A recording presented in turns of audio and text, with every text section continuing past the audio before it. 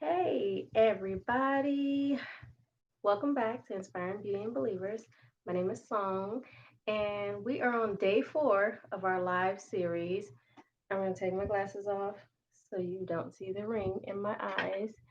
Um, I didn't put my contacts in today because my eyes were all dry, and so I switched to glasses. And yeah, I forgot that I was about to go live. But, anyways, I just got back. See, back to my normal place. I just got back from taking my oldest son, to the airport so he can go back home from winter break. Um, if you saw one of my videos last year on co-parenting, I did with him. We talked about how he moved with his dad, um, and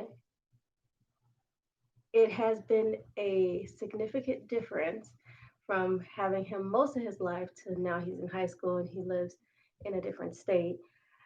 So while I was driving and I was thinking about what I was going to talk about today, I kept thinking about letting go, which is a huge thing that I believe a lot of people struggle with. I know I did personally when I first decided to let him go stay with his dad, and then not just for my children, but in general in life. So I'll start there, then I'll move on to some other things that we have to learn how to let go of. But anyways, if you are not subscribed to the channel, please go ahead and click that subscribe button, and then you will be notified every time I go live, and you'll be able to join me in this journey. Also, don't forget to like and share and comment. Now, talking about letting go. So, it is very essential for us to learn how to let things go, and let go of people. Sometimes we hold so dearly to things, and it's because we love them, but we have to recognize one of the things that God continually shows me or showed me while raising my kids, especially when they were younger, was that they were only loaned to me. I was only the caretaker of them, but they ultimately belonged to him. And so I had to learn that one day they were going to leave, they were going to grow up and not need me in that sense anymore, to take care of everything for them. So I began to train them when they were younger to think about the things that they were going to have to do as an adult. If you hear my daughter in the background screaming, she's very excited. So she's loud. But I learned to start training them on how the Bible says, train up a child in the way they should go, and when they're old, they will not depart from it. I started training them as if they were adults and teaching them the things that this is what you're going to have to do when you're an adult. You're going to have to open bank accounts. You're going to have to learn to manage your money. You're going to have to put gas in your gas tank, cook food, clean your house, whatever the case may be. You need to learn how to do these things. Um, so I started working with them on that at a very young age. And I constantly told them at some point, you're going to be an adult, you're going to have to move out and move on with your life. And mommy's not going to be there to take care of everything for you. It's going to be you and Jesus. So you need to start working on this right now. So that was my thing. But it never occurred to me that it would happen before the age 18. Now, granted, my oldest son, he's been visiting, well, his dad and I divorced when he was one, um, we lived in two different states. So he would go and visit his dad over the summer and winter break and things like that. And that was always extremely hard for me because, as I mentioned in my book, Growing Pains, about custody and co parenting, I did not like to share. So, because I did not want to share my son, it was very hard every time he left to go be with his dad, and I would cry, and it would take me days to get out of these spells. Um, even though I knew that he was coming back, but I felt like, this is my child. Um, and I would say that a lot of times we become very possessive over things that we believe are ours, our children, our home, our cars, our, spouses, whatever the case may be, um, our money. Uh, but we have to go back and remind ourselves. And during that time is when God started really showing me that they are not mine, they belong to Him, and I'm just a guardian overseer for them. So we have to go back and continue to remind ourselves over and over again that everything we have has been given to us by God. And He's entrusting us to take care of it and to use wisdom by seeking Him for wisdom on how to best take care of these things. And then at the right time, to let them go, to release them back to Him. Um, so, fast forward, went through all of that with him when he started high school, which is going on 2 years now. He decided that he wanted to go live with his dad, and it was extremely hard for me. And his dad and I have a good relationship where he called me and he said if it's okay with you, then he can stay. If not, then I'll send him back. And so it was really like left in my court to make the decision.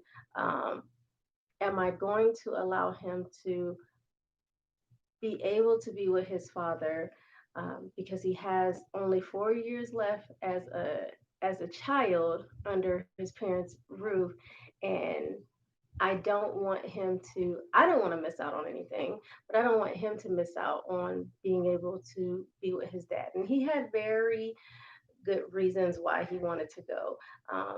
He said, he basically said, Mom, I've been living with you my whole life, and I never really got to live with my dad. And I'm getting older now, and I want to live with him before I'm an adult. That's pretty much what he said. He's like, and I want to get to spend more time with my other family.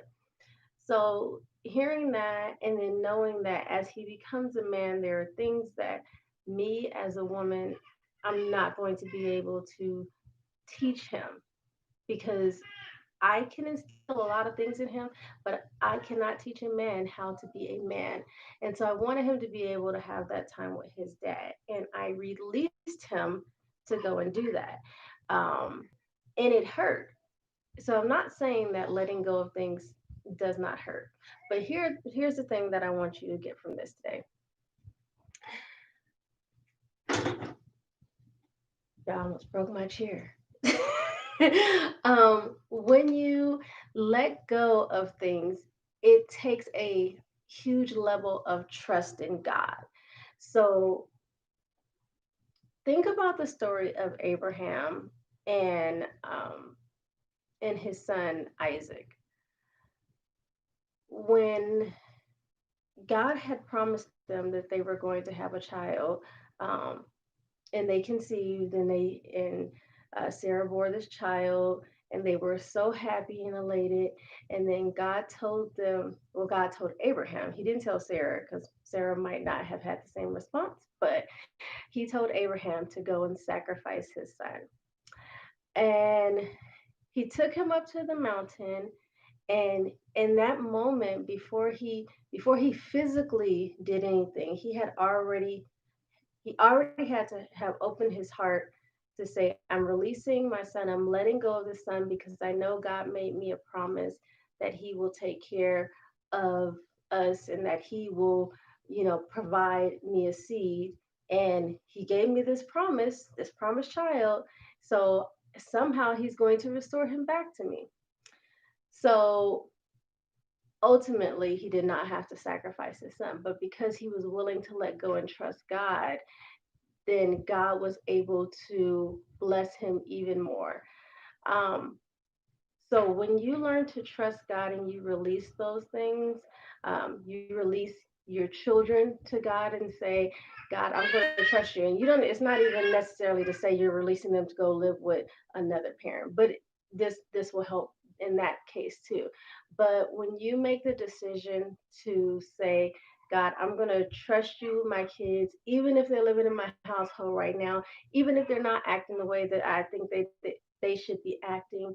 Um, I'm releasing them to you. I'm letting go of the worries and the cares that I'm trying to carry on my own, and trusting that you have a plan for their life. You have a purpose for their life.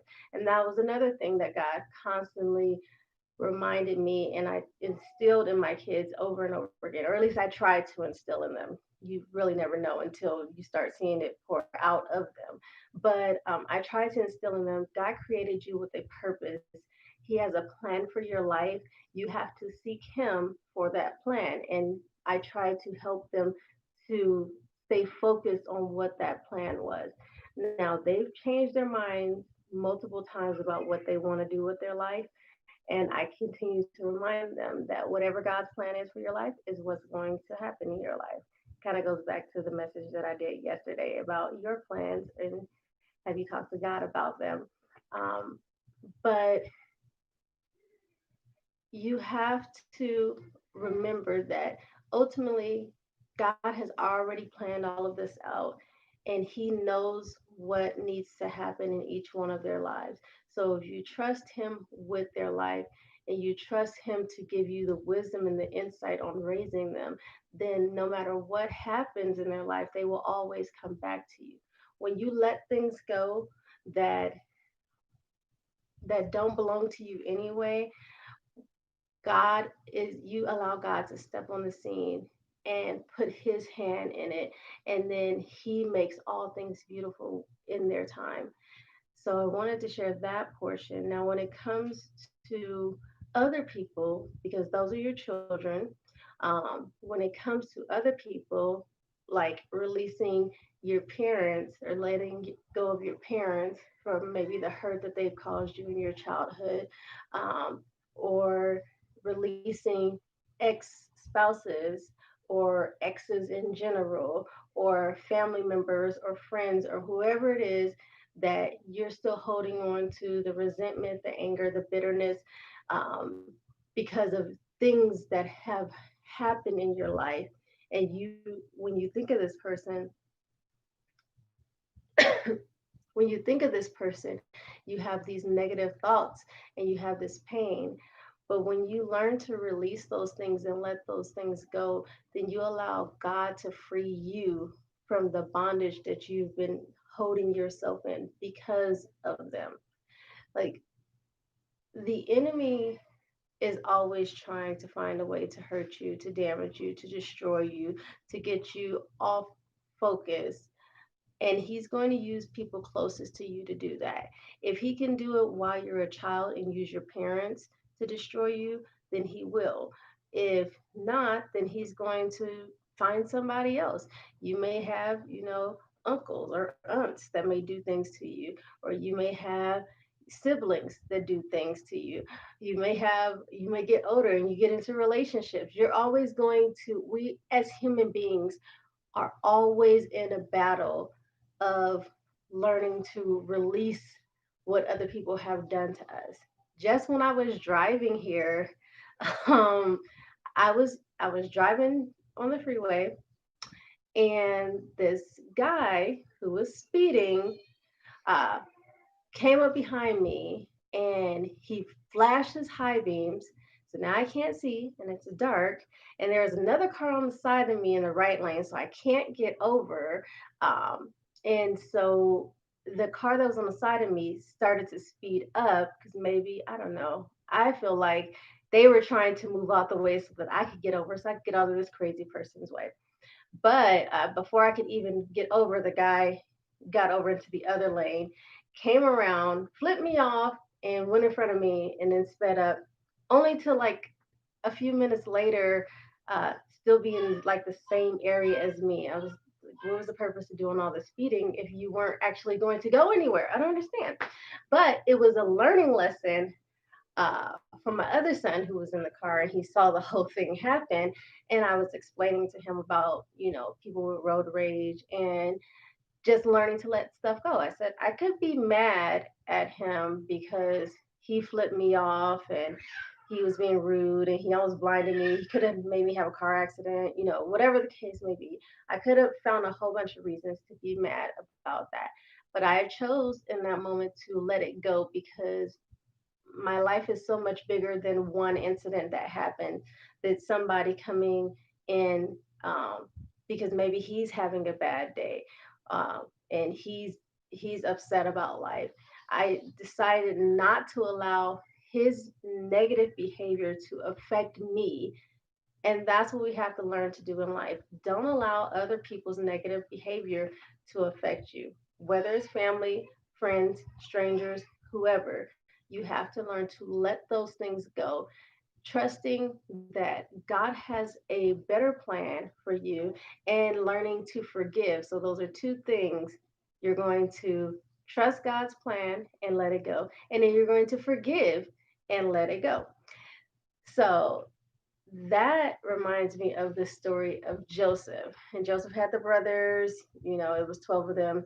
And he had all these dreams that God had given him. And his brothers didn't like that ideal. So they sold him into slavery. Well, he had to trust God's plan to get him to where he was supposed to be ultimately, which was the dream that God had originally showed him. And then he had to forgive his brothers and let that go. So, twofold letting go. Um, and ultimately, he ended up more blessed because he trusted God in that. And we can't really trust God if we don't know how to forgive and let things go. If we're still trying to hold on to things, then we're saying we're the master of our own destiny and we know what's best. But none of us are God. He's the one who knows what's best. And we show that we have faith in Him by trusting Him enough to let it go. So that's all I wanted to share with you guys today. I love you so much. I'm so happy to be back home now. I will see you guys tomorrow. I love you.